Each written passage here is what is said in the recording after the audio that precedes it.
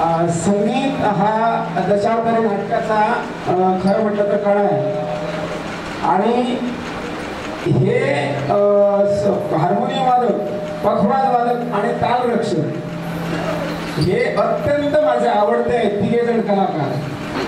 आणि ज्यावेळी मी कुठल्याही दशावतारी कंपनीमध्ये ठरतो किंवा एखाद्या संयुक्त नाटकामध्ये मी ज्यावेळी मला जेव्हा बोलावणं येतं त्यावेळी माझा पहिला प्रश्न असतो दशावतारी कलाकार कोण आहेत हे, म्हणजे ज्याच्याशी मला काही जास्त कर्तव्य नसतं, पण संगीत साथीदार कोण आहे हा मी प्रश्न त्यांना आवर्जून विचारतो।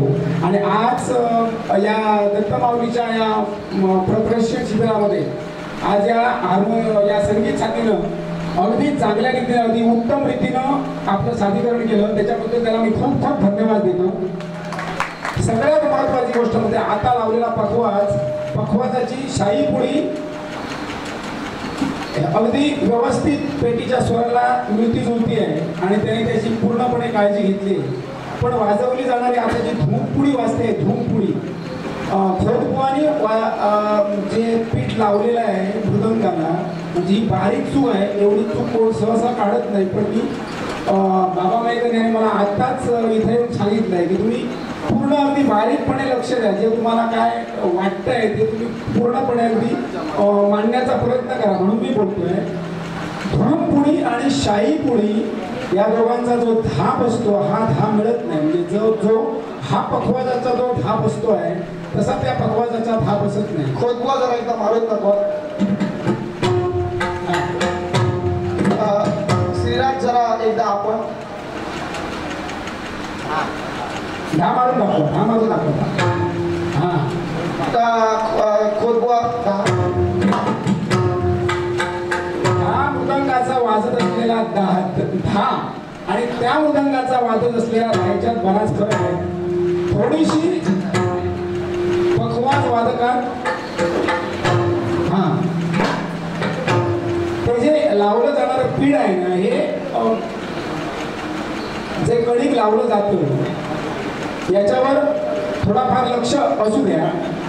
दुसरी गोष्ट म्हणजे ठुमरी वाजवल्यानंतर ज्यावेळी आपण हे वाजवतो, धमाल वाजवतो, हा धमाल वाजवताना आता खोदपुवानी सांगितल्याप्रमाणे तो जरा वजनात असावा, म्हणजे वजनात असल्यानंतर जो पहिला खलनायक वगैरे कोण जो प्रवेश करतो त्याला एक चांगली उभारी येते। दुसरी गोष्ट म्हणजे गायकाचा आवाज अप्रतिम आहे, सुंदर, म्हणजे मी पहिल्यांदाच ऐकतोय, अप्रतिम आवाज आहे। फक्त आता तुम्ही जो गणेश स्तवन म्हटलं, गणेश स्तवन, आणि त्या गणेश स्तवन म्हटलात त्याची जी दुसरी ओळ होती त्याला तुम्ही जो सा बघा वरती लावताय, सा कुठलं तरी अक्षर आहे त्याच्यात, माझ्या आता ते गाणी लक्षात नाही, आता तुम्ही वाजले तो जो सा जो तुमचा लागतोय की हा पेटीचा स्वर सोडून सा लागतोय, म्हणजे तो जर पेटीच्या स्वराला धरून असता की नाही तर तुमची चूक कोणी काढू शकत नाही तिथे।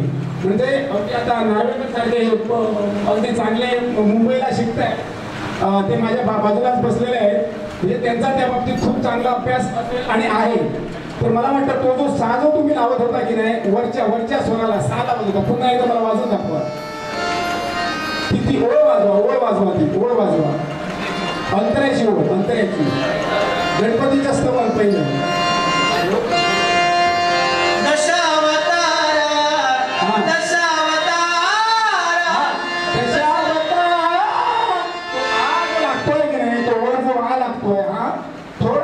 पेटीच्या स्वराला मॅच होत नाही, थोडस।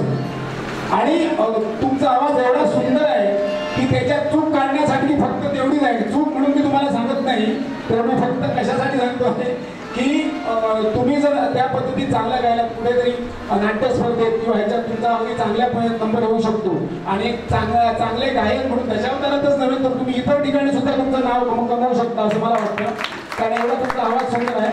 धन्यवाद, धन्यवाद, धन्यवाद।